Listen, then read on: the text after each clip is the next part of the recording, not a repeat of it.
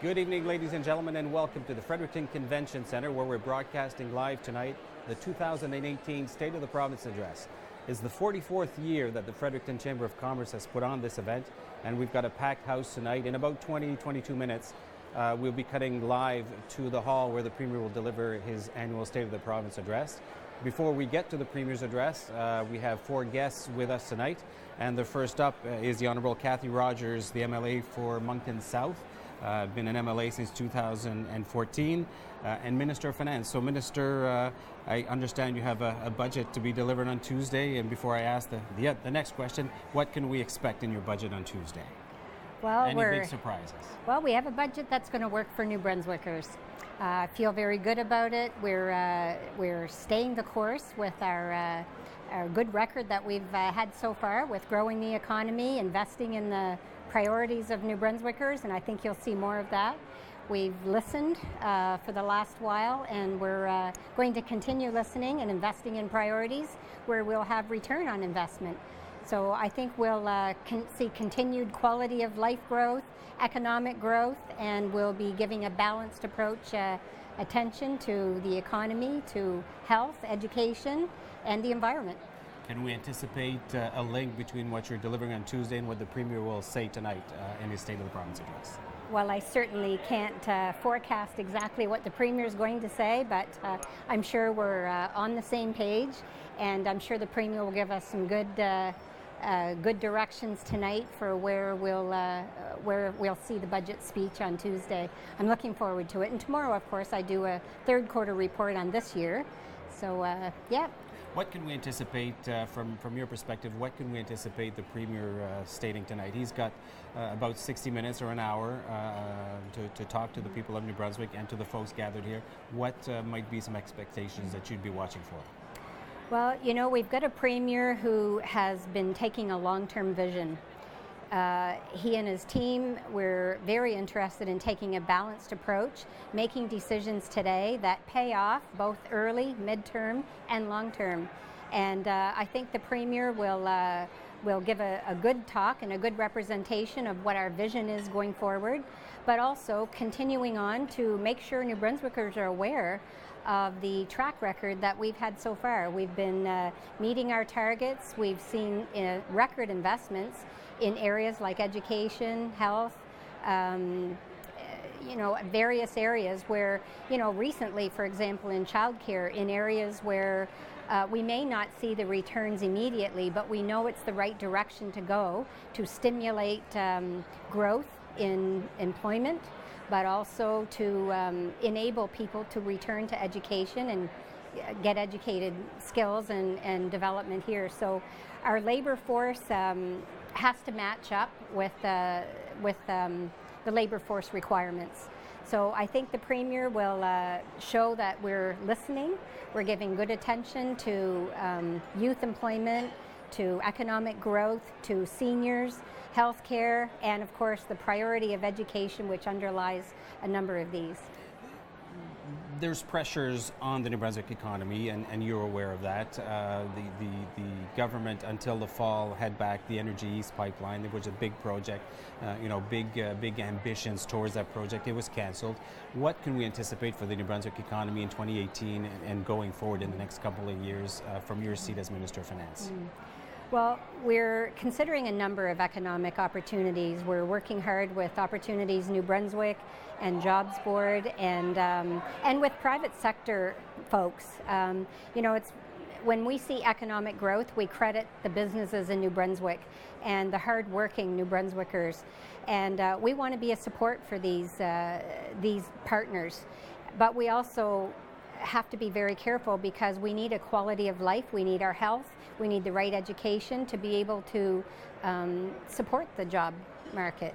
So we're taking the balanced approach, and I really believe that a diverse, multi-perspective approach is good. If we put all our eggs in one basket, we've got a potential high gain, but we've also got a potential high risk. So we're diversified, and balance is important. Now, 2018, the election date is already set for September 24th. People who are watching or are political junkies or like the political scene might say that Tuesday's budget would be an electoral year budget. What do you say to that? Well, you know, the reality is everything we do this year is electoral because it is election year. But again, I'm very proud of our government who's taken a long-term approach, a long-term vision, a long-term focus, not just a short-term gain. So I feel glad, for example, again, the investment in childcare, this payoff is going to be long-term. It's going to help stabilize our workforce. It's going to allow parents to re-enter the workforce after they have children, and this enables further education as well. So this is an example of decisions that, you know, don't show that they're just for the short-term gain. And we know that we've been listening to seniors. Seniors want to stay at home. We're doing everything we can to invest in the community, and this is a priority for us too, so that seniors can age in place, age healthy, age engaged, and live a good quality of life. Now, I've spoken with the Premier recently, and we've talked about the challenge of the aging population. He mentioned the new Daycare Program. How do you balance the challenges of the aging population with new initiatives to try and keep youth in the province? Well, it's a very good question, actually, and that's what we have to do always, is listen to all perspectives and find that balance. Because in order to pay for investments in the healthcare system, in the long-term care system, we need also full employment as much as possible. So we need to be growing our economy. We need to have a vibrant, thriving business. So that's why it's so important that as we take care of people's health, as we help them to be successful in education, we also have to be investing in areas where we have economic opportunities. And you know, we want to foster export development, and we want to foster New Brunswickers and New Brunswick businesses to be able to think of new markets and new opportunities, especially as we see some challenges that are outside of New Brunswick's control. Now, a lot of the economic activity comes evidently in Moncton, Fredericton, St. John. How do you balance, or how is the forecast in the other regions of New Brunswick? How is the economy rolling in those areas? Well, one of the things we're quite proud of as well is that we consider all of New Brunswickers. We know we have a lot of growth in the urban centers like Moncton and St. John and our municipalities, but it's very important we take care of our rural communities too. So we've been investing strategically in infrastructure. We are investing strategically and in record amounts actually in tourism. We have a number of wonderful natural resources in New Brunswick, and everyone has been telling us that these are missed opportunities in the past. So you'll notice in our last budget, and you'll likely see more this year, where we take this very seriously. And we have things like work at home from rural areas. So there are a lot of opportunities that we're trying to support for rural New Brunswickers as well as urban. Definitely in tourism, it's a big industry, and I would suspect you would like to see that sector grow. Absolutely. We've got some great numbers from this summer for Canada's 150. We saw record numbers of tourists here, and we're embarking onto a tourism strategy that is sure to encourage this growth. So I'm excited about that. Excellent. Minister Rogers, thank you very much for taking the time, and enjoy the Premier's address in a little bit. Yeah, thank you. So in a few minutes, we will break to the Fredericton Convention Centre, the main hall, where the Premier of New Brunswick will deliver his 2018 State of the Province address. My next guest is the MLA for Dieppe. He's been the MLA for Dieppe since 2010. He's the President of the Treasury Board and also Minister Post-Secondary Education, Training and Labour, Roger Melançon. Welcome, Mr. Minister. Good evening. How are you? Very good, thank Great. you. The Premier is about to deliver his annual State of the Province address. It's an annual tradition in the province. As Minister, what are you expecting, or what can you expect the Premier to deliver tonight? Well, it's a very good question. And as we know, we're doing really well in our province. The economy is growing. We're making post-secondary more affordable and more accessible with free tuition. Daycare is more accessible with free daycare. But I think we still have a few challenges. There's obviously one key area I think that I hope the Premier will talk about is youth employment. You know, we have many opportunities in the next 10 years in terms of people retiring and jobs opening for our younger generation. We just got to make sure that our younger generation is well prepared, it's got the right skill sets. And I think the Premier hopefully will talk about some enhancements in programs where we can get our younger generation from the education phase of their lives into the workforce by having some programs to help them out through our youth job fund, potentially more help around that, through our summer student programs, more help around that, and really make sure that they can integrate the workforce with the right skill sets, and I think government's got a role to play, and I hope the Premier talks about that tonight. Now, is it because it is a challenge to keep the younger folks in New Brunswick, either after they graduate or wanting to go elsewhere to work? Is it becoming a challenge to keep the younger people in New Brunswick that you're introducing these initiatives? Because New Brunswick has a trend towards a very aging population. Well, that's the point, right? So the challenge is not only to keep them here, the challenge is also to make sure that they stay here, for sure, and they come back here, for sure, but also that they have access to jobs that are going to become available. The youth unemployment is about 13.5% in the province. The national average is about 11.6. So first of all, the 11.6 is too high nationally, but provincially it's even higher a little bit.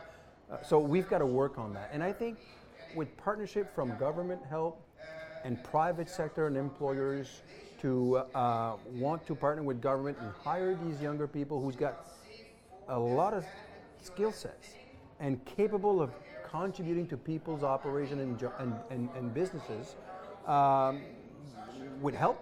I think they can really integrate themselves. You know, we hear things where some of our younger people say, well, we can get a job because they're asking for experience, right? So you apply for a position, they're saying, well, 2 years, 5 years experience. But if you can't get your first job, how can you get your experience? So that's why we have programs where government helps to cover some of the costs or the investment and allows younger people to be able to penetrate the labor force and get the experience. And so we hope that we can help more, and I hope that the Premier will certainly speak about that tonight and address some of those challenges by offering some solutions. Now, as President of the Treasury Board and as Minister of Post-Secondary Education and Training and Labour, you have access to all sorts of data.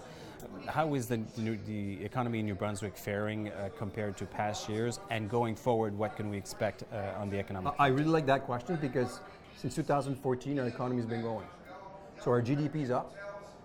And this is not me saying it alone. It's third-party validation, StatsCan and independent agencies. So we grew and is to grow because of this current fiscal by 4.4% in the last 3 years. That's a net growth of economic activities. The average weekly income in New Brunswick has actually grown over the last 3 years. And so the GDP is going up, the weekly average income is on the rise, but there's still so much work to do only because, you know, the economy before 2014, because of different reasons, was actually shrinking. To be able to turn that around, it takes some time. And there's always a lag between GDP growth, investments in the infrastructure and capital investment, and actually jobs coming out of that. But I'm pleased to say that last year, there was 5,400 full-time jobs created in our province, full-time employment. So full-time employment for New Brunswickers means that they've got certainty, they get benefits, they don't have to work 2-3 jobs part-time. And so there's a lot of positive things happening. We still have a lot of work to do. Look specifically at the youth employment piece, where I hope we're going to be able to bring some solutions to that and partner with the private sector employers to get our younger people to have access to the labor force. Now, you mentioned infrastructure in your answer. Infrastructure indeed is a big component. Government has to finance that. Are you looking to the federal government to partner with the provincial government in infrastructure development, and also at the same time in next Tuesday's budget being an electoral year. How does that all fit into the context? Well, I mean, next week's budget certainly is the last budget of our first 4 years. But there's already known out there where we have the federal government partnering with us and partnering with all provinces around the country. So they're partnering with us in terms of infrastructure investments. We're seeing important investments in infrastructure. They've partnered with us with a healthcare accord, where obviously the fiscal plan needs to consider that. They've partnered with us with daycare. We have access to free daycare now. The federal government partnered with us to do that. So when we make decisions about investing, it comes from plans that we laid out. So we've got a growth plan, we've got an education plan, we've got a family plan, and now we're going to a climate change plan.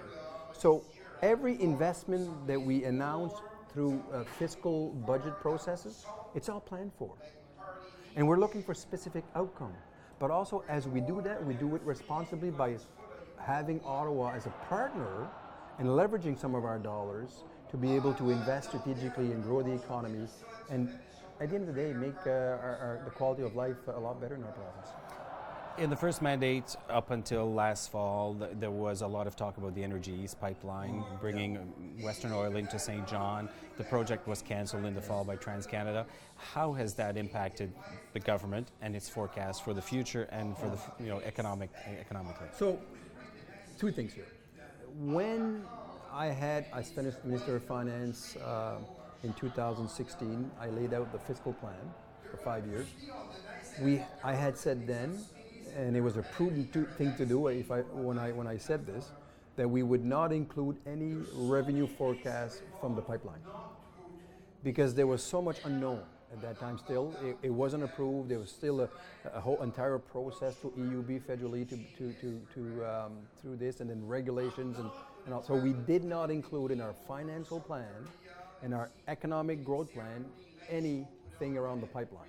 So I guess we were prudent by not including that.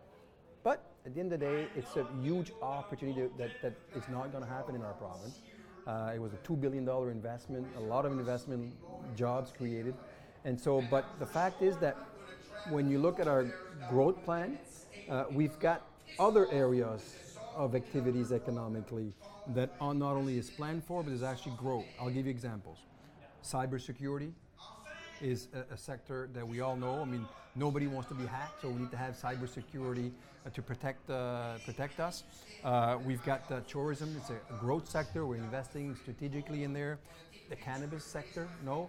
There's the consumer piece of it. There's also the growers and the added value to that. So we're trying to grow the economy through that. There's a lot of investment towards blueberry and natural resources, and the Sisson Mine is a big project that it's private sector driven, and we certainly hope that that's going to go ahead to create some jobs. Very good. Minister Melanson, thank you very much for stopping in, and enjoy the Premier's State of the Province address. Thank you for having me. Thank you. In a few minutes, the Premier will rise here at the Fredericton Convention Centre, where we will be carrying live his 2018 State of the Province address. It's the 44th year that the Fredericton Chamber of Commerce has been putting on this event. It's really sought after as an event for networking opportunities from business associations, all sorts of groups, and we're looking forward to hearing the Premier speak live. My next guest is the Minister of Fisheries and Aquaculture, who knows the sector really well, and also the Minister of Energy, Honourable Rick Doucette. Good day, sir. How are you doing? Very good. Good. We may be short as the Premier rises. We'll have to cut. Not a problem. So. What are you expecting the Premier to speak to tonight? Well, look, I mean, right now our economy is in great shape. Our GDP's been growing. It's been for successive years. The job numbers are very good. And what I'm seeing in my sectors, and actually a lot of the sectors, is a lot of tremendous growth, a lot of optimism. People are very, very happy with what's taking place on the world stage, and we've got some great stories to talk about. Now, fisheries and aquaculture used to be a growing sector. How is that sector growing? Aquaculture is a big piece. Yep. How is that sector? It's actually going very well. The fisheries sector and aquaculture sector doing very well. We're very well positioned on the world stage. Our market's not only the U.S. market. We spent some time on diversification of our markets, diversification of our products. So we're taking advantage of the CETA. We've been in the Chinese market, the Asian market, taking advantage of the Korean market, and there's some great opportunities around the doorstep now with the TPP. So I think we're very well positioned. We've seen some great growth. I think in the area of over $1.6 billion of activity. So it's really good for us. Minister Doucette, I need to interrupt you. We're going to go live to the floor where we'll be delivering the 2018 State of the Province Address. Good evening, Honorable Premier Gallant, ministers, and distinguished guests, ladies and gentlemen. Thank you for inviting me here today.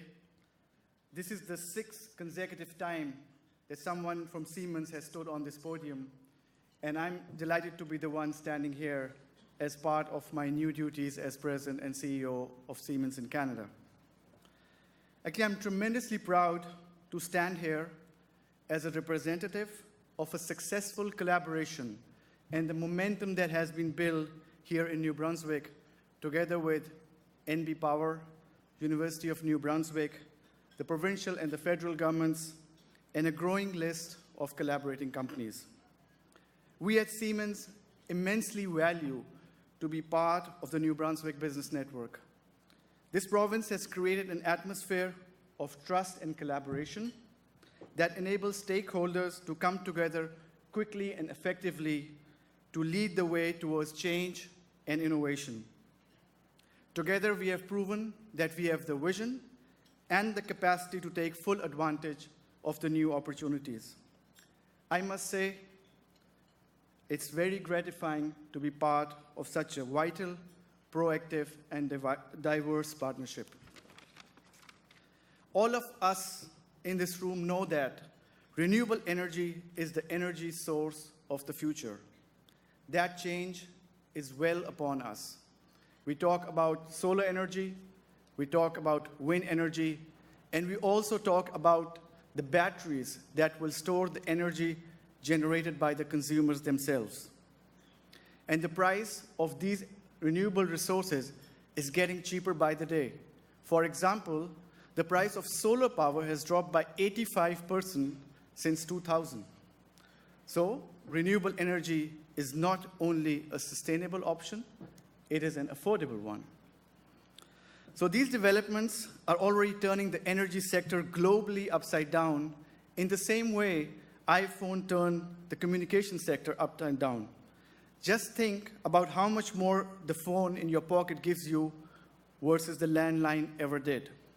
Smart grids do the same for energy, opening up previously unimaginable fields of applications and innovations. So the existing electric grids have served us well in days gone by, but they simply aren't smart. As we move from a centralized generation, unidirectional flow of electricity model to a renewable distributed generation model where electricity flows in both directions, we see that the traditional grids all over the globe are facing immense challenges. There are challenges in managing peaks. There are challenges in balancing demand and supply, just due to the reason that the renewable energy sources are not as reliable as the conventional ones. And for sure, we can say that the grids which we have here today, all across the globe, were not designed for multi-directional energy flow. On the other hand, the consumers are ready and the technology is there. So here is the good news, which we all together here can celebrate. NB Power and Siemens have been preparing for this massive disruption for more than 5 years now. We are ready, we are ahead of the curve, and we will remain ahead of the curve no matter whatever the disruption may be. The challenges facing us and the traditional grids are immense, but with forward-looking mindsets, collaboration, and new technologies, we have solutions to these problems. The most exciting thing is that NB Power has become a world leader in smart grid innovation. As we collaborate together here in this province, we are exporting solutions and know-how across the world. Together, we are working to create a smart grid that will run more efficiently, prevent and shorten outages, will be more reliable, and most importantly, sustainable. This gives you, the businesses, and the residential customers much more control and information and helps you get more value from the energy you use. This is not pie-in-the-sky stuff. It's eminently practical. It's a huge part of achieving sustainability. It is crucial to preserving our environment. And it is bearing fruit. A big harvest here.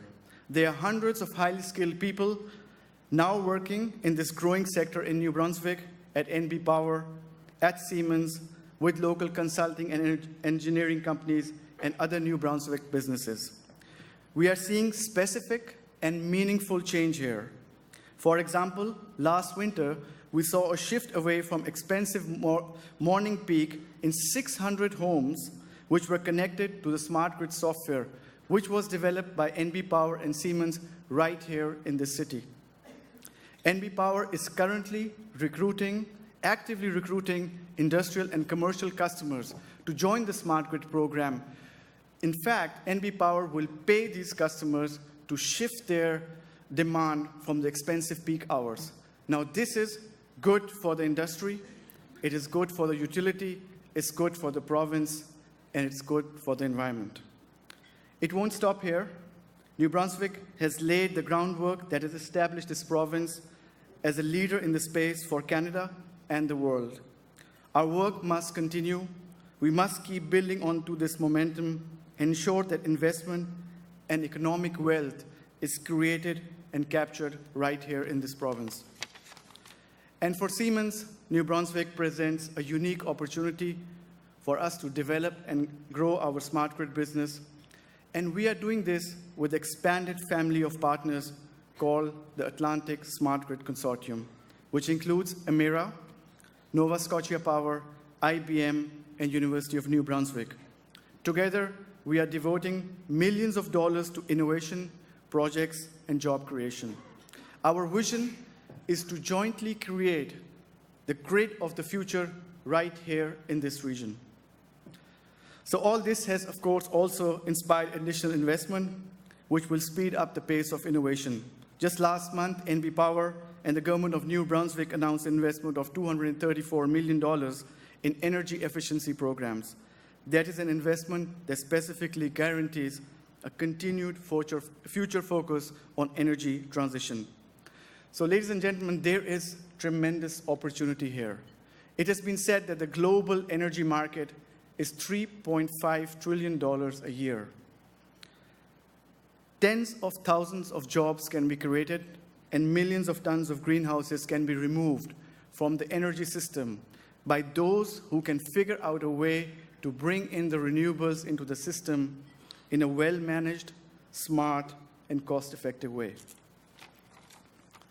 One topic that is becoming increasingly important and will be really crucial as we digitalize the grid is cybersecurity of critical infrastructure, that is, operational systems.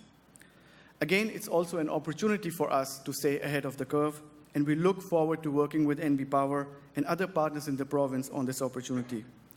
Now, this is particularly timely for us as Siemens is looking globally to expand its presence and activities in cybersecurity for critical infrastructure.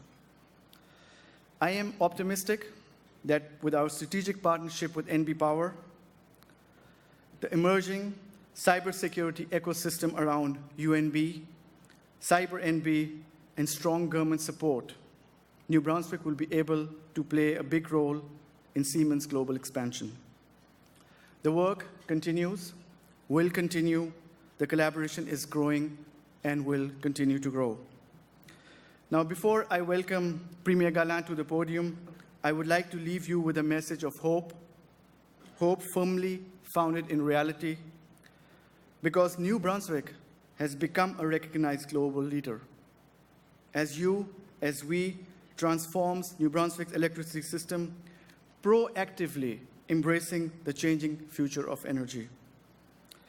Now, just before I formally introduce Honorable Premier Gallant, I would like to I'm sure he's listening, offer my personal congratulations to Premier and Karine on their marriage since we all gathered here. So Premier comes from humble beginnings. His Acadian father, Pierre, his mother, Marilyn, a Sholton and a daughter of Dutch immigrants, worked hard for everything they had and instilled in the Premier the importance of good education, strong work ethic, and a desire to make the world a better place. His rise to become Premier of New Brunswick is due to the education he received and the opportunities that opened as a result. That's why he is so passionate about making education more accessible to all New Brunswickers. Since taking office over 3 years ago, Mr. Gallant has been leading progressive government in New Brunswick while focusing on your priorities: healthcare, education, and the economy. Premier Gallant and his government's commitment to hire 250 new teachers, to restore the Grade 1 French immersion program, and the implementation of the free tuition program have all brought new life to an education system now better equipped to serve the young people in this province. Under his watch, businesses of all sizes have created jobs again in New Brunswick. The budget deficit has been reduced by nearly 70%. And thanks to his government's multi-year economic growth plan, the provincial economy has grown for 3 straight years. In addition, Mr. Gallant's government's environmental initiatives like Climate Change Fund are ensuring we can continue to create economic growth while being less reliant on coal and other pollutants. His government's budgets have allocated funds to improve nearly every hospital in the province. Thanks to the Premier and his government, more than 300 new doctors call New Brunswick their home. Premier Gallant is working to ensure all New Brunswickers are moving forward together. Ladies and gentlemen, please welcome Premier of New Brunswick, the Honorable Brian Gallant.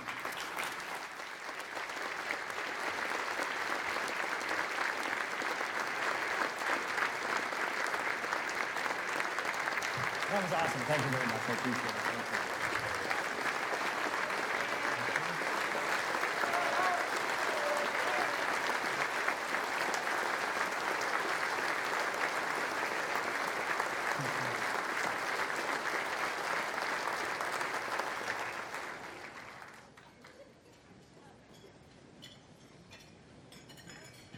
By working with you, by working together, and by investing in our multi-year economic growth plan, we have grown the economy year after year. We do, however, face some significant challenges, and we need to face these challenges together. This is what I want to talk to you about tonight. Voici de ce que je vais vous parler ce soir. That's what I want to talk to you about tonight. I want to speak to you about how we will grow the economy. I want to speak to you about the challenges that stand before us, and I want to talk to you about how we will work together to overcome these challenges.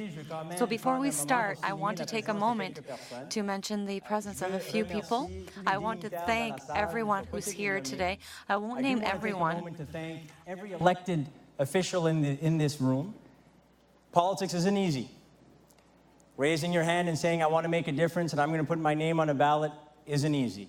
So what I would ask, if everybody will indulge me, I would ask any municipal elected officials, any MLAs, and any MPs that would be in the room, if you could just stand up real quick and be acknowledged, please. So please stand up and have everybody acknowledge your presence.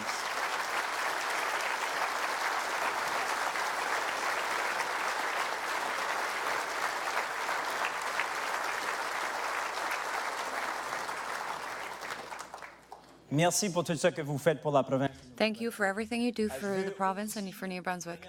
I also want to thank our sponsors.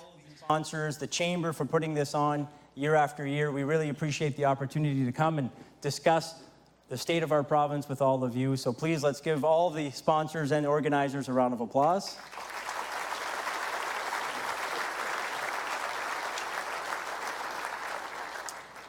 I also want to thank the most generous, the most patient and most thoughtful New Brunswicker, my wife, Karine, for being here. So please give her a round of applause.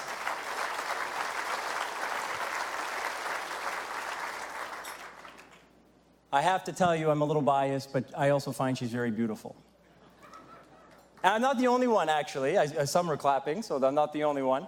I have to tell you this. We were on, I think it was maybe a couple months into our relationship, on a date at a concert, and we were just listening to the music, and I saw this man and this woman staring at us. So I said to Karine, I said, "Oh, sorry, this happens. I just gotta, it's embarrassing. I just gotta go say, I'll just go say hi, see if they want a picture, okay, just a sec." So I said, "Hi, I'm Brian. Oh, so sorry, I'm so sorry. We're so sorry. We were just staring at you because we just find your girlfriend so beautiful." So I put my selfie stick in my pocket, sort of, right, gotcha. They thought it was someone else. Yeah, don't worry about it. So thank you very much, Karine, for being here and, of course, for supporting me through all of this. I appreciate it. I also want to thank Seaman specifically. Not only are they a title sponsor, but we really do appreciate everything that they're doing in New Brunswick. We heard it tonight, and we've heard it every single night at the State of the Province over the last few years. They are investing, they believe in New Brunswick, and they are making things happen. So let's give them a round of applause.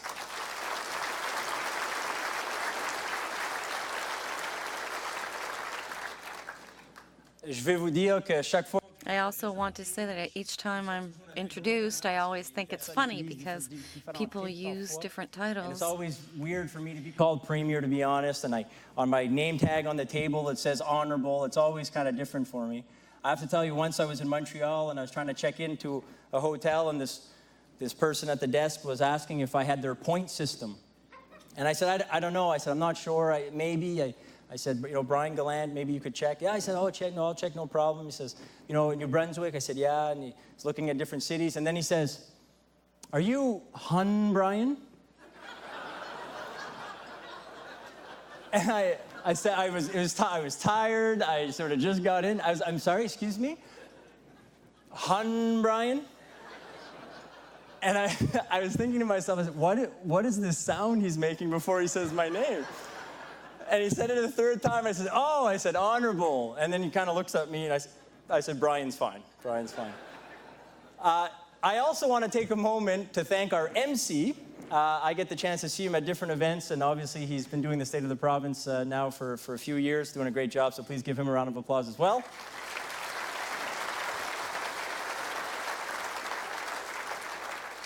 And last but not least, I want to thank every single one of you. You're all busy people. You are making things happen in our province. You're community leaders, you're business leaders. The fact that you've taken some time to come join us tonight is really appreciated by me. And I can also tell you that we appreciate everything that you do to try to advance this province.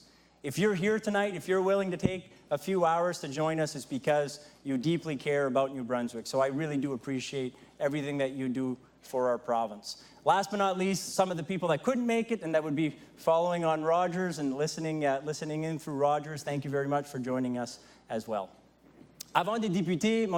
So before I start my more formal speech, I want to take a moment to mention that yesterday we had the anniversary of the ice storm, and I think that you remember that this was a very difficult moment for the province. It was a very difficult time for many communities. Anniversary yesterday was a difficult time for many New Brunswickers, but I have to say, still to this day, I'm in awe and inspired about how communities got together. It was incredible to see how the communities came together. It was fantastic to see people within the regions who were not affected or somewhat less affected to come and to support the affected regions. So it was very special to see how the people of New Brunswick come together. I do want to take a moment to thank NB Power, all the first responders, the volunteers, all the community leaders that stepped up to make sure that the regions and the province could get through the ice storm of last year. So if you don't mind, one last round of applause for all of them.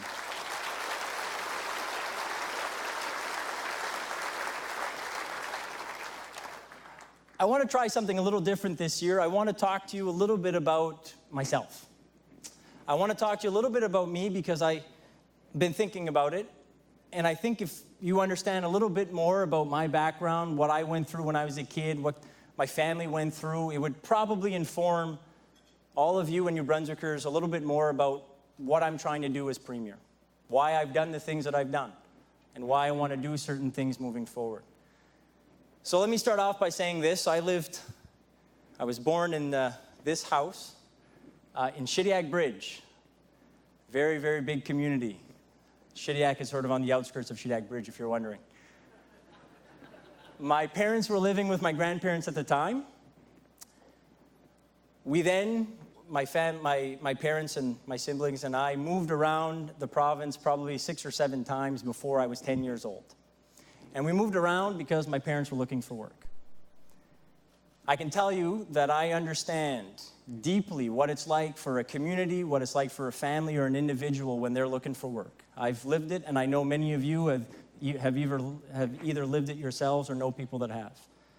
It's hard. And it's for this reason, and our government understands that it's important to grow the economy and create jobs. Living in Moncton. And my mother was working at the Burger King. My father was working at the Co-op grocery store in Bucktouche. Malheureusement, mon père a perdu son emploi. Unfortunately, my My father lost lost the his job. job that he had, that he later gained a couple years after, and then served or worked there for about a total of 18 years. But for about 2 years, he wasn't working there anymore, and he was looking for work. We went through some pretty tough times when I was 10. We had to move back to the house in Shediac Bridge where my grandparents were living. So I can tell you again that I understand the struggles when somebody's looking for work. We moved in with my grandparents. A part of the deal was my mother would actually quit her job at Burger King and try to take care of my grandparents. My grandfather had Alzheimer's. My grandmother had Parkinson's disease. A lot of people in this room, I'm sure probably every single one of you, have seen these types of diseases affect our family members and friends. I lived it. I lived in the house, cramped quarters in that house for years, watching these terrible diseases have an effect on the mobility and obviously the cognitive functions of my grandfather for years. It was difficult. Alors, je peux vous dire que je comprends lorsque je parle à So un I can Néo-Brunswickois tell ou you une that I Néo-Brunswickoise understand when I speak to a New Brunswicker who wants us to invest further to help our seniors and to support them when they need help. We went through some tough times. My grandparents passed away. My father and mother inherited the house. We went through some tough times still. My father got that job back at the co-op in Bucktouche. My mother was working at McDonald's in Shediac. And we had tough times, like our well breaking down, and we couldn't fix it because we just didn't have the money. So for 2 years, we had to boil our water. We had tough times. My father would bring expired food from the grocery store so we'd have a little bit more to eat. We had tough times. In this house, we had to share rooms. I shared a room with my brother. My parents later on, when my brother had kids and needed a place to stay and was staying in the Shediac Bridge home, slept on a pull-out couch in the living room for 2 years to make room for their grandchildren. So we've seen some tough times. And again, like everybody in this room has, or at least have family members and friends that have. But I say this because this had a profound effect on me, as I'm sure you can imagine, and I'm sure all of your experiences would as well. So when we were going through those tough times, I remember telling myself, I don't know what I'm going to do later, but I can tell you that my life is going to be dedicated to helping people, to helping families like mine that are going through tough times, that need a little bit of support. And I want to be real clear. My parents are amazing people. They work hard. They want to work. They want to be able to contribute. So watching them go through that was very difficult, as I'm sure you can imagine. So I didn't decide that I wanted to get into politics then, but that's when the fire started to burn. It started to burn in my belly, and I wanted to make a difference and to help families like my family, and like I'm sure, again, many of the families that you know that have gone through similar things. So then I wanted to go to university. A few in my family tried, didn't get to finish. I wanted to go. Alors, j'ai démarré 2 entreprises pour payer pour mes études. I wanted to go to university. I started 2 small businesses, So I started 2 very small businesses, humble businesses, but I was able to make enough to be able to get through university. And then after that, I reflected on how I was able to go to university, become a lawyer, get a good job. Thank you, Stuart McKelvey, by the way, for the first job. Appreciated that. And one of the main things that helped me was the fact that I had a family that loved me and supported me. I want to make that very clear. J'étais très chanceux d'avoir une famille comme la mienne qui m'appuyait tellement. I was very lucky to have a family such as mine who was supporting me. The second thing, I worked hard. There's no doubt about it. I had to work hard. And I believe everyone in this room, if you're sitting at one of these tables in this room, you've worked hard too to get to where you are. And the third thing, it was because I was able to get an education. Et je peux vous dire and I can tell you that after living through the experiences that I've lived, after seeing what my family went through, it's because of this that education is so important for me. That's why, as Premier, I work so hard to improve education. It's because of these life experiences that I am very proud to say that I am the Premier and we are the government that has invested the most in education in the history of our province.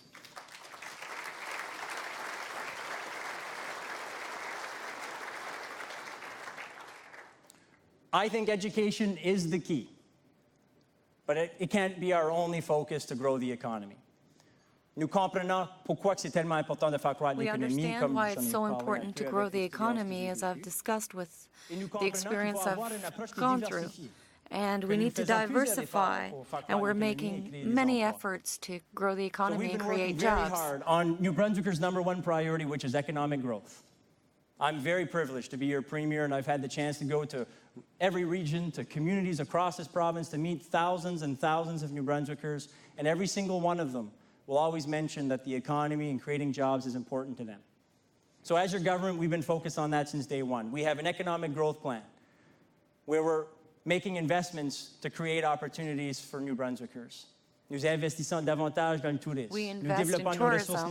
We develop our natural resources responsibly. We support industries that have difficulties, such as forestry. We help to move projects ahead like the System 9. We do this while understanding that we have to fight climate change. And as a government, we work hard to fight climate change responsibly, and we respect our realities, our challenges, and our economic possibilities. We're working hard to foster innovation. And we have some amazing things going on.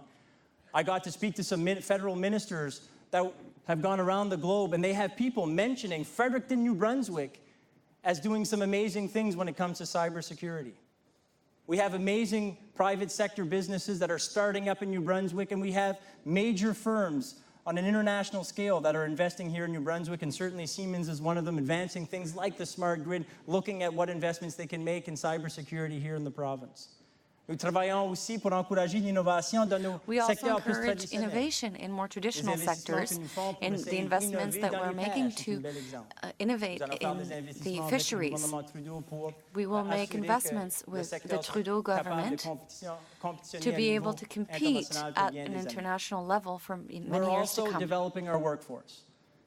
It's one of the most important assets that we have as a province. It's New Brunswickers, it's our workers, it's how loyal they are, how smart they are, how innovative they are, how hardworking they are. And we want to do more. We're investing in programs like the Youth Employment Fund. This allows a young person aged 18 to 29 that has just graduated the chance to get hands-on work experience, subsidized by us for 6 months. Often the business will hire them after that, or a similar business in a similar industry will hire them after that, helping us develop the workforce for businesses and that we have right now and that we'll invest here in the future. We also have the Immigration Pilot Program. This is an important program that is very employer-driven. So what types of needs, what types of skills are we missing? And how can we help ensure that we get the people here in this province to give our employers the skills that they need? And I want to be really clear. We need to keep New Brunswickers in this province. We need to bring New Brunswickers back to this province. We need to bring Canadians here for the first time. And we need to welcome new Canadians. It is not an either-or. It is not multiple choice. We need every single one of these streams happening at the same time if we're going to have the strongest workforce possible, if we're going to grow our population, and if we're going to continue to grow the economy. Now, with all that said, a lot of small businesses in the room, and we want to support you as well. About 90% of businesses in New Brunswick have less than 50 employees. So it's very important to support them. They're very important for our economy. We're doing everything we can to help small businesses. We enhanced the small business investor tax credit from 30 to 50%, allowing people to invest in small businesses, giving small business owners the capital they need to invest to become more innovative, productive, and to grow. And I can tell you that I'm very pleased that since we've been your government, we have cut the small business tax by 44% effective April 1st of this year. This is going to help small businesses grow, help small businesses compete, and help small businesses create jobs right here in New Brunswick.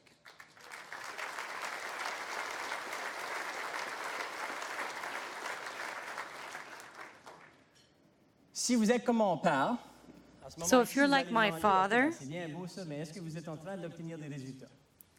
you'll say, well, are you getting results? Are we getting results? The answer is yes. From 2011 to 2014, the New Brunswick economy retracted. In 2015, by working together, by investing in our multi-year economic growth plan, we grew the economy at the third fastest rate in Canada of all the provinces. Ontario and British Columbia were the only provinces ahead of little New Brunswick when it came to growing the economy in 2015.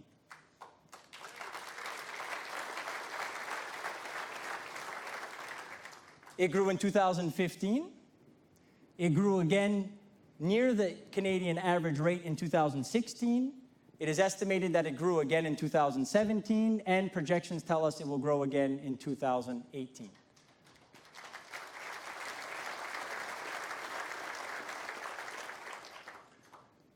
We have grown the economy by working together, all the while reducing the deficit of the provincial budget by more than half, and all the while investing more in education and investing more in healthcare. And, well, if you want to clap, go ahead. And I'd like to point out that we have currently, in this fiscal year, the lowest deficit the province of New Brunswick has seen since 2008. On top of that, we have accomplished these things, and we also have, as of July 1st, 2017, the largest population in New Brunswick's history. We have the most New Brunswickers we have ever had by making these strategic investments. At the end of the day, we need to have a strong workforce, and we need people to do it. We want to have our families be able to stay here in New Brunswick, and by ensuring that they have opportunity, we'll be able to do it. Now, am I here saying everything's perfect? Absolutely not. We still have challenges. And we have some significant ones that I'd like to talk to you about tonight. So the first significant structural challenge that we face here in New Brunswick is an aging population. And I want to give you a sense of why I think that's a problem and what statistics demonstrate that we have to work on this. So if we don't do anything, and we stay the course, projections tell us that by 2030, approximately just under 30% of New Brunswickers will be 65 years old or older. So to put in context, it's almost 1/3 of New Brunswickers would be seniors. We want people to stay here, we want people to retire here, but we also need to have a strong workforce as well. Another statistic that's important, for 33 consecutive years, we have had, unfortunately, a net negative interprovincial migration rate, meaning there are more New Brunswickers leaving the province, young New Brunswickers leaving the province, than there are young New Brunswickers coming into the province. I want to be really clear. I know a lot of people will blame me for that. I was 3 years old when it started, all right? Just keep that in mind. It's like when people try to blame me for the bad weather. We all know that's a federal jurisdiction, so that's not. Dominic's not here, is he? All right.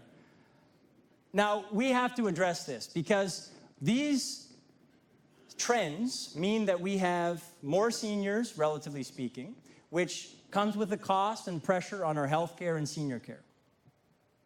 It also means that we have a shrinking workforce that we have to address.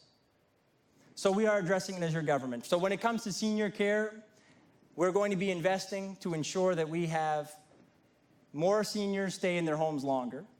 It's better for their quality of life, and it's better for the quality of life of their families, and it's better for the system.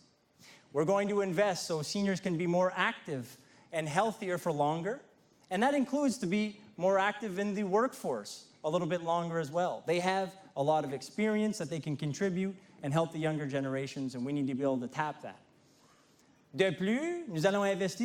Moreover, we're going to invest all that we can to develop our manpower, mainly with young people. You've probably seen earlier this week, we've set up a plan to make investments to help our youth to work here in the province. We recently unveiled a plan to help ensure that our youth can find employment opportunities here in New Brunswick.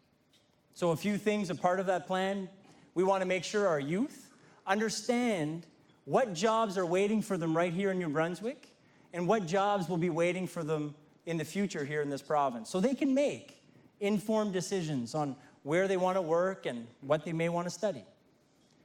We want to make sure that we provide youth employment opportunities so people can get the experiential experience they need. We want to make sure that they can get hands-on work experience so they can go seamlessly into the workforce. And we want to help our youth with their debts. A few years ago, when I was the president of the Université de Moncton Student Federation, I was reading a report that ranked New Brunswick, unfortunately, this was years ago, probably around 2004, ranked New Brunswick 57th on 60 out of 10 provinces, 50 states when it came to the affordability of university and college education. And the components they used were very interesting. What they looked at is, well, how much debt will a student in your jurisdiction have when they graduate? And what type of salaries can they expect in that jurisdiction? So guess what was happening to New Brunswick? People were graduating with above average debt loads. And in New Brunswick, we do have a great cost of living, but that means that they would be receiving, unfortunately, salaries that would be below the average. So that disparity means that people are going to make calculations such as, well, since I have this New Brunswick debt, I have to go make a Toronto, Ottawa, Montreal, Vancouver salary. So we need to address the debt load. So we have done things like the free tuition program, like the middle class tuition relief program, and we will be doing more for the debts with debt avoidance moving forward. De plus, moreover, we're going to work really hard to grow the economy. Like you know, if we want our youth to be able to stay here, the best thing we can do is to offer them a job. The other significant challenge that I want to talk to you about tonight, I'm sure you've probably heard about this one, it's the protectionist views that seem to be building in the U.S. New Brunswick is the most export-oriented economy of all the provinces in Canada. We should be proud of that. Ça veut dire que nous sommes très bons à produire des choses, à délivrer des services de façon que nous pouvons compétitionner avec n'importe qui autour du monde. Anybody else in the world. Another statistic that's important is the fact that about 90% of our exports go to the U.S. So to the small business owners in this room, it's the equivalent of us having one client that represents 90% of our revenue. So we are very dependent on the U.S. Now, I want to be clear, any economy in the world would be happy to have the economic relationship that we have with the U.S. So we should be proud of it. But we should also realize that there's a vulnerability in being as dependent in terms of the relative percentage of our exports going to them as we have. Alors, qu'est-ce qu'il faut faire? So what we have to do, we have to diversify our markets. We have to make sure that we're the most innovative possible and that our industries are always looking at, and we encourage them to see how they can do things a bit more efficiently so that they can send the products and services in the American market. But once again, they have to be able to find other markets throughout the world. We're working hard as your government to find new markets, and I want to show you a quick video, a promotional video that was made that is, I think, fantastic, trying to demonstrate to businesses why they should start up in New Brunswick to export from here and to also try to open up new markets for you entrepreneurs and business owners. So to the video. Imagine a place where the air is clean, the people are friendly, and the business infrastructure resembles that of a large city, but on a personal scale. Welcome to New Brunswick, Canada, the country's only officially bilingual province. Our cultural diversity brings innovation, inventiveness, and entrepreneurship. In fact, more companies are investing here now than ever before. We have the largest exports per capita in Canada. New Brunswick is closely connected to Montreal, Toronto, Boston, and New York. We have international airports, large seaports, and a major highway network connecting us directly to the United States. Daily, we send seafood to Asia and French fries to the world's most popular restaurants. We're one of the top providers of maple syrup, and blueberries aren't far behind. As an early adopter of ICT and with the best internet in Canada, New Brunswick is home to leading tech companies. Major organizations have placed their global communication centers here. Education is the key to our economic future, and our government continues to invest in our post-secondary institutions. We're also boosting post-secondary-led research and the graduate students behind it. Our GDP development is among the highest in Canada, and we're among the growth leaders in average weekly earnings. We have an amazing quality of life with beautiful, affordable houses, short commutes, friendly people, vibrant cultures, and spectacular vistas all year round. Access to quality healthcare has a positive impact on our lifestyle. New Brunswick Medicare entitles our people to universal, government-funded healthcare. New Brunswick has loyal workers who are fluent in English and French. We have stable, long-term resources, an economy that is export-focused, and global companies are investing here, now. We are strategically located, our telecommunications are world-class, and we are developing new industries.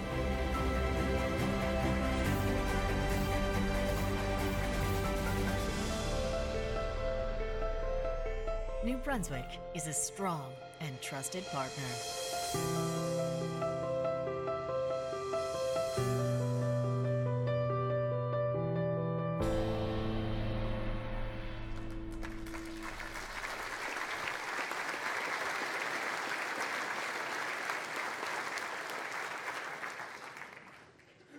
We understand that we have to help businesses be able to compete and be as innovative as possible in today's climate where we see the protectionism that we see in the U.S. So we will be investing to help business competitiveness. So I'm going to point to the slide here. We're going to foster innovation. You're going to see us increase our investments in research and development. We're going to increase our investments in helping startups and ensure that we can support them to scale up. You're going to see us roll out a program that I hope many in this room will benefit from and will apply for. This program will help small businesses that are export-oriented be able to make some of the capital investments that they need to make to be more productive and to be able to compete. We're going to look at possibilities for exports of our energy products, and we have people who are working on that with the corporation that we've created to put a lot of time to look at opportunities to help us to increase our exports in energy matters. We're going to be investing with the federal government in the Atlantic Fisheries Fund, which is just a great example of a traditional industry that we're going to help ensure that we can be as innovative and productive as possible. And as we've already mentioned, we're going to invest in tourism. We have a bold multi-year tourism growth strategy that we hope will bring us to $2 billion in revenue in a few years. We have a wonderful province. We have so much to offer, and we believe making the strategic investments necessary will help increase this already important sector for our economy. And I want to tell you that we'll be investing over $20 million over the next year to accomplish the things that I just mentioned.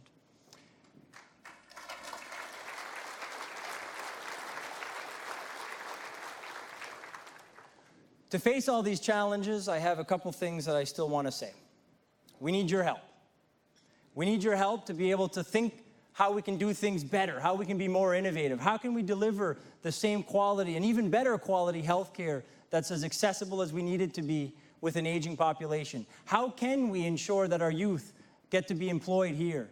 What can you do as community leaders, as the business community, to hire more youth, to try to be mentors, not only so that you're able to hire them, but that you're able to develop their careers with you? So I ask you to figure out and think about what you can do to help our youth stay in this province, be able to get the experience they need.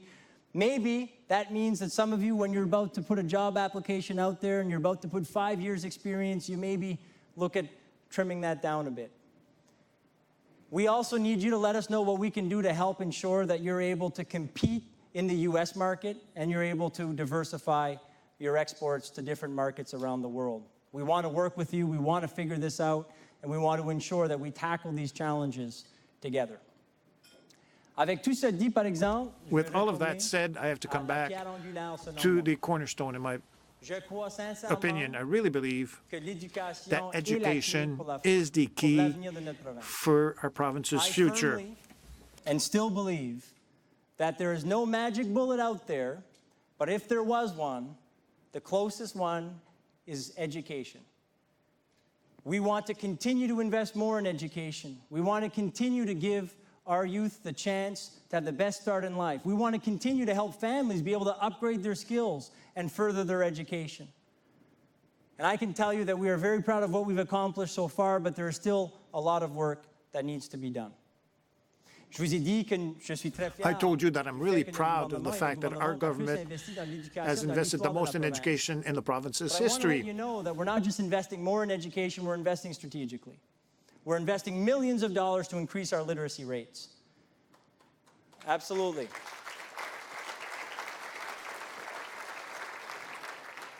All the studies show that it's important for our economy that we increase our literacy rates. It's important for the health of our families we increase our literacy rates. But that's not to mention what it does for the individual when we increase that person, that child's literacy rates. We want to ensure that we introduce coding to more children into our schools. We have a generation that is comfortable using technology. We want that generation to be as comfortable creating it. And we're investing to right a wrong that we saw in this province a few decades ago. We are investing to allow our children to have the chance to learn trades in the schools. Giving them those opportunities is important for their development and for our economy.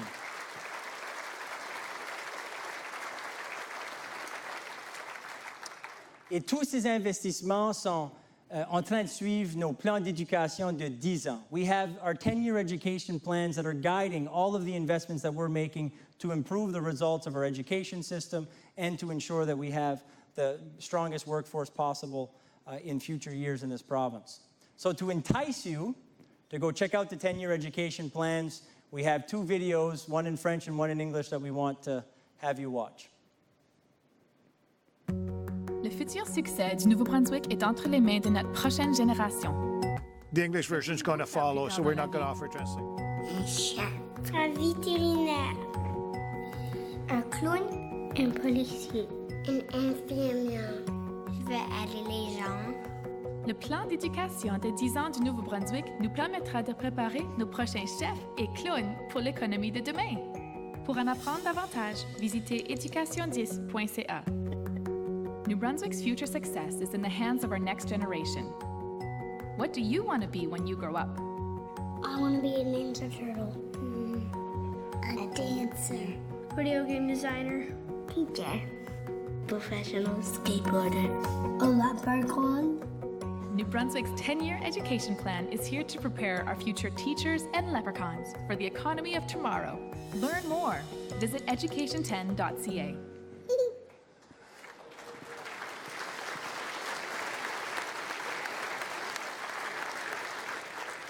I think at UNB, they teach Leprechaun 101, so that child will be all right.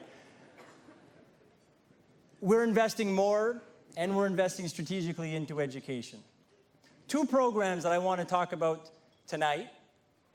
First off, because I'm very proud of them, but second off, because I want to illustrate a little bit about what it means and why we made these investments. The investments that we've made to deal with access, affordability, and the quality of education, post-secondary education, and our daycare services. We're very proud of the investments that we made to improve the quality, accessibility, and affordability in childcare and when it comes to university and college education. Think about the free childcare or the program where we help the middle class with their childcare. Let's think about what that will do. There's the obvious one. It's going to put more money in the pockets of those families. And it's designed in a way that we're going to help those that need the most support more, and we're going to help others that still need a bit of support. We have, unfortunately, too many middle-class families that are spending a big percentage of their salaries into childcare. So we want to help them, and we've made a rule that no family should have to pay more than 20% of their salaries into childcare.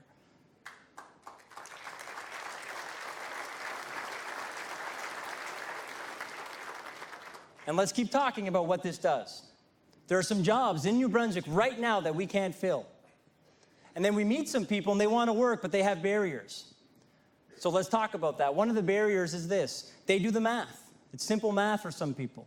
They say, well, if I go to work and I fill that job that you have for me, that you're waiting to be filled, that's great. I'm going to make X amount per week and I'll make X amount per year. But wait a second, when I'm going to have to pay for childcare, it's going to pretty much take all of the revenue that I'm going to make when I take your job. So I'm better to sit at home and be able to be with my child than go work 40 hours a week and really not come out ahead.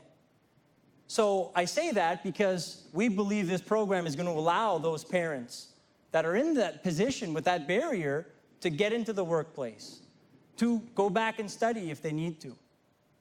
And it's going to ensure that employers have a better chance of filling some of the jobs that they're trying to fill. Now let's talk about free tuition. Well, I can tell you that I was lucky. I was able to start these two businesses, and I held my breath some days that it would work. And I was able, with these two businesses, to pay for my university. But not everybody's as lucky as I was that I was able to get the money needed. And some people don't get to go to university or college when they should be able to, when they are able to, and when they really have the capacity to do great things. So we want to help people that need the most support be able to go to university and college. And again, some in the middle class need support as well. As I explained a while ago, too many people are graduating, unfortunately, with high debt loads. With the free tuition program and the tuition relief for the middle class program, we're not only going to make it more accessible getting into the door, but we're going to have less debt on our students' shoulders once they graduate. But let's talk about something that was interesting that happened to me not too long ago. I was lunching with Karine, and there was a young person came to see me. St. John at the Ale House having lunch with Karine, and a young person, I would say late teens, maybe early 20s, came to see me. He said, Premier, sorry to interrupt, I just wanted to say thank you. And I said, oh, I don't really have that happen to me very often, by the way, in case you're wondering. I said, oh, well, you're very kind, thank you.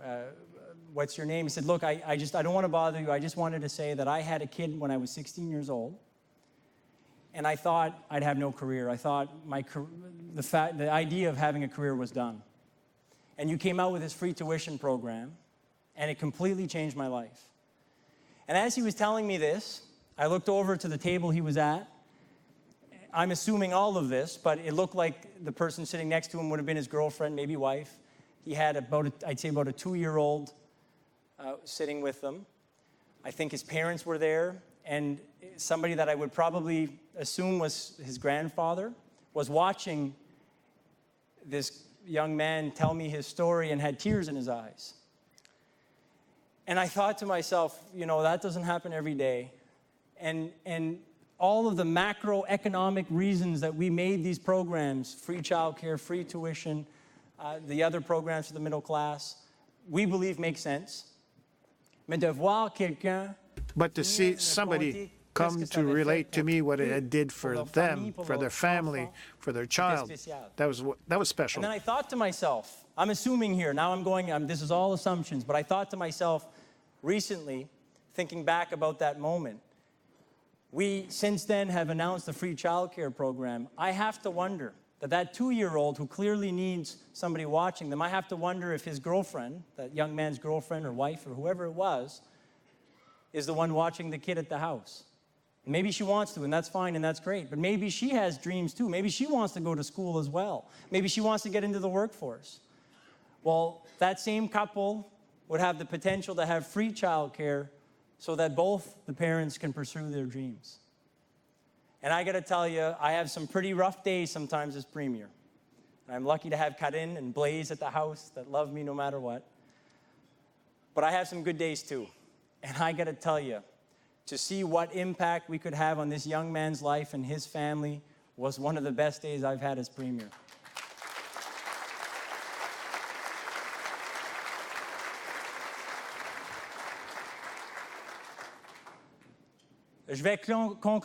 I will conclude with this. Je suis tellement chanceux I am so lucky to be your Premier. J'aime tellement I le fait que je peux me love lever the chaque jour. fact that I can get up every day, and my job is to improve the province of New Brunswick, to try to improve our economy, and to try to improve the quality of life for New Brunswickers. I'm the luckiest New Brunswicker to have the job that I have. And I want to tell you one last story about myself and my family to give you a bit of context. So I think a lot of you would know this. I've talked about this from time to time again. My mother's a Scholten, so my mother's parents, my grandparents, are from the Netherlands. They were there during the war, and my grandparents were hiding Jewish families in their home. And they literally had Nazi soldiers come into the house looking for my grandfather, looking for the Jewish families. My aunts and uncles have told us over the years that they recalled putting on hats so the Jewish kids who didn't have blonde hair like they all did wouldn't be spotted. The soldiers would start shooting into the ceiling because they thought the Jewish families were hiding in the attic. My grandfather, for doing this, got sent to a concentration camp. The story goes that the person bringing him told one of the guards there, he says, "We don't want this guy to come out alive." He escaped by jumping out of a moving train. He packed up and brought his 17 kids to Canada. I have to tell you this quick story. It was almost 16 because when they arrived, they had one of their kids that was just born about 2 weeks before and didn't have all the papers. So when they were trying to leave, the person at the border said, "Well, no, look, if you don't have the papers for the baby, I'm sorry, you can't come." He says, "Well, no, look, we're going to Canada. We're starting our lives anew. We're leaving. We got to go. Like, can you figure it?" "No, I'm sorry. Look, you don't have the papers for the baby. You guys, you just can't go." So my grandfather said, "Well, look, I have 16 other ones. You can keep that one. We're going."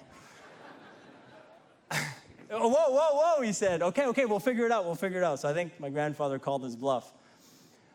But they came to Canada with 17 kids. Couldn't speak a word of English or French. Had almost no money in their pockets.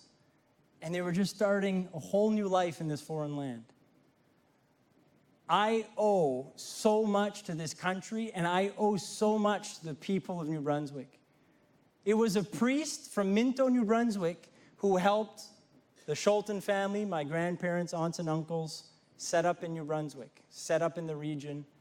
And through their hard work, there's no doubt about it, and through, I'm sure, a lot of long nights, but also with the love and support of a community like Greater Fredericton and New Brunswick, they were able to make a life for themselves here.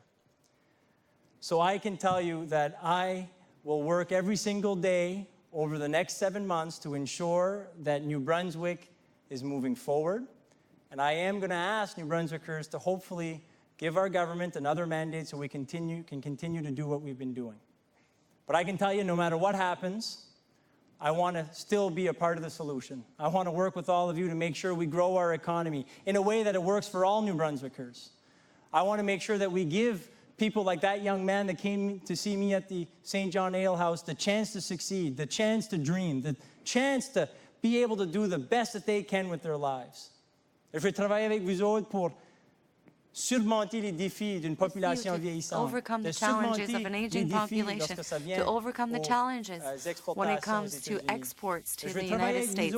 I want to work with you to ensure that our youth can stay in the province and can come back in New Brunswick if they have to leave. I want to work with all of you, no matter what, to ensure that we move our province forward together.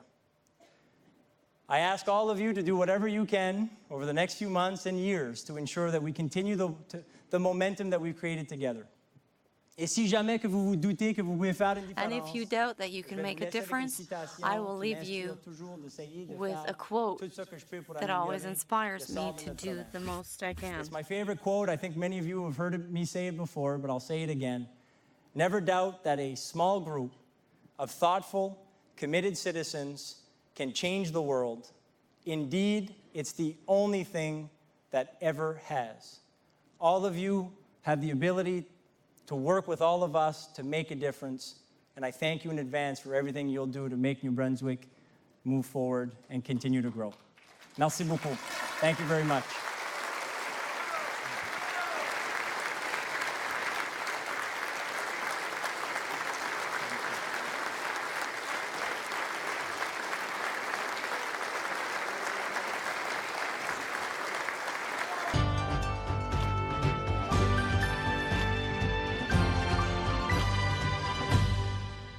Welcome back to the studio where the Premier of New Brunswick has just finished delivering his 2018 State of the Province Address. Welcome to the studio, Mr. Premier. Thanks for having me. Mr. Premier, 2018 is the year of the elections. That's coming up on the horizon very fast, September 24th. How do you see the year unfolding between now and the elections? Well, I told myself, and I told the rest of our caucus when we were first elected, that one of the best things we can do for re-election in 2018 is be a good government. Advance the priorities of New Brunswickers, focus on economic growth in a way that it works for all New Brunswickers, invest strategically and improve education and healthcare. So you can be certain that over the next 7 months, we're going to do everything we can to still do everything we can to advance the priorities of the people of our province as their government.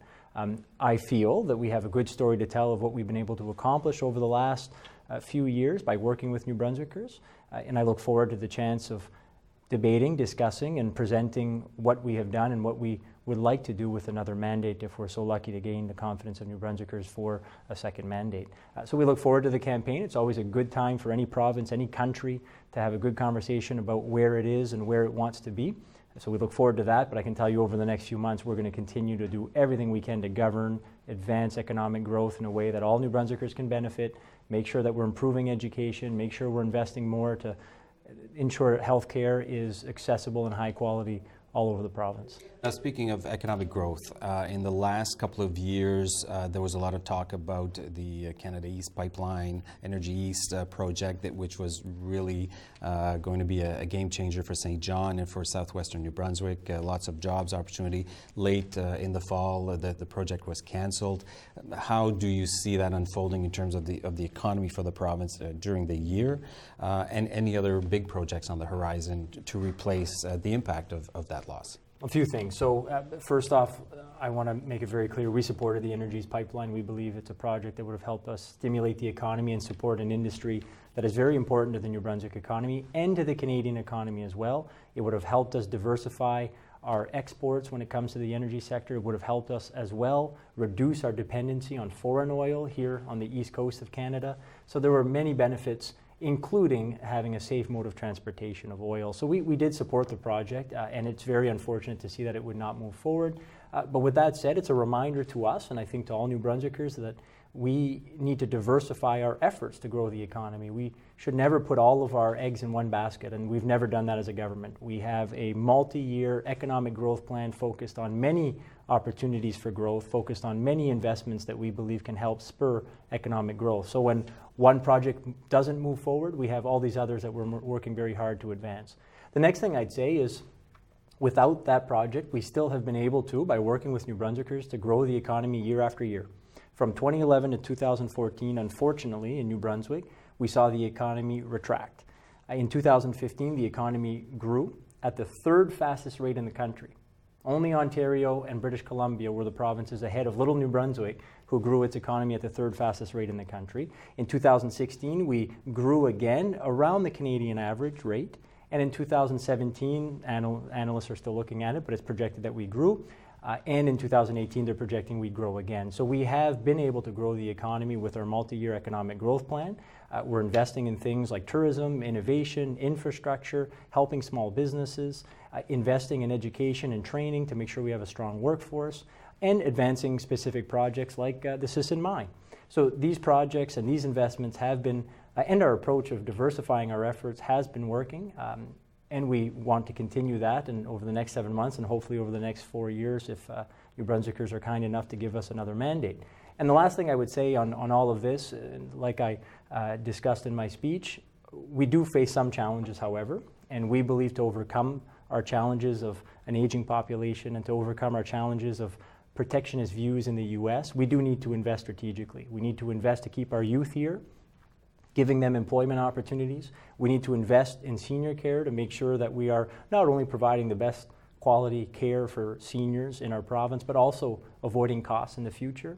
And we need to ensure that all businesses in our industries in this province are as competitive as possible so we can continue to get into the U.S. market and so we can diversify to other markets around the world as well. Now, you've mentioned the aging of the population. It's not a secret. It's happening, and it's happening at alarming rates. It's putting pressure on the hospitals and the nursing homes out there.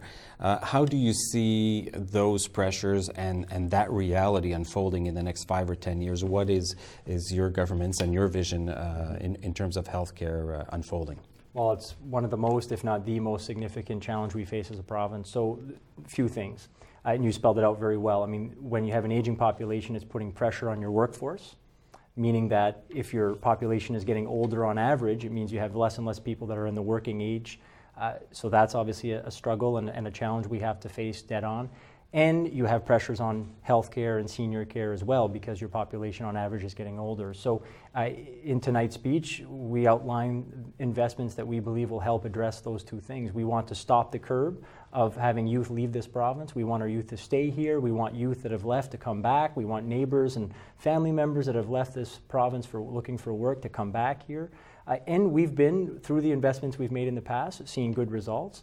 Right from July 1st, 2017, we actually had the largest population in New Brunswick's history, so we're on the right track there. And we're making further investments moving forward to give not only our youth the chance to have employment opportunities so they can gain experience and stay here in our workforce in the province, but also ensuring that they know what type of opportunities are here in the province right now and that will be there in the future. And we want to make sure that we address debt avoidance.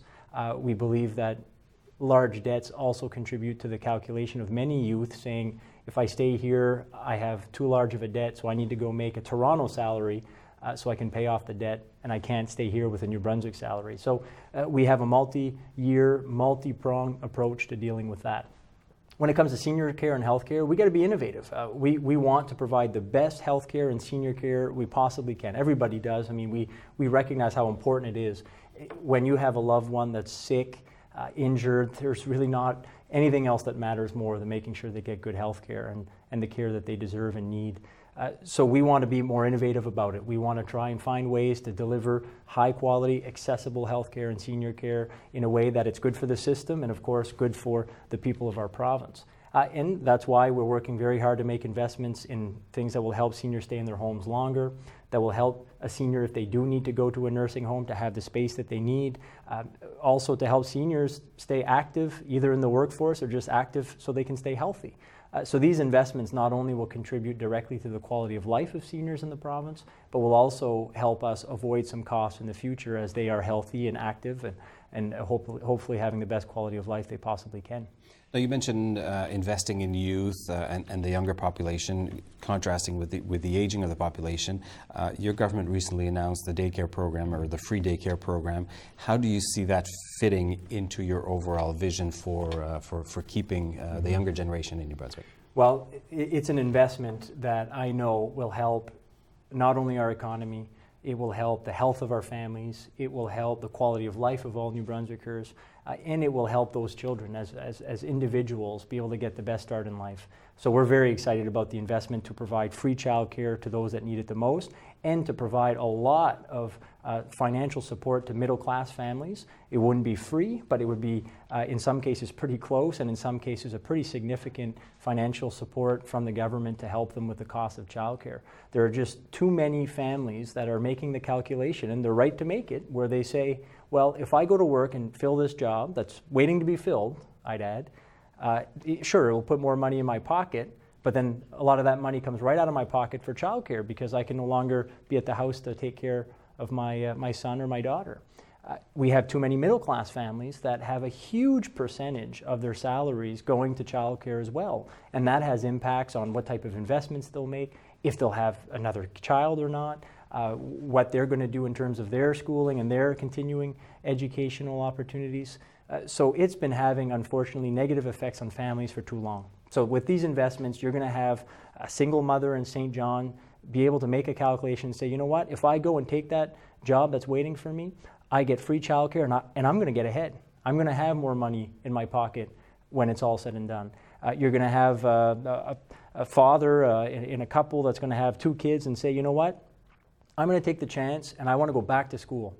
And I want to try to upgrade my skills. I have a job right now, but I want to go upgrade my skills to do something that I've always wanted to do. And what I would add as well that is very exciting about a scenario like that is they could be potentially benefiting from free tuition as well. So when you couple these programs, you're really making sure that we can have people get into the workforce.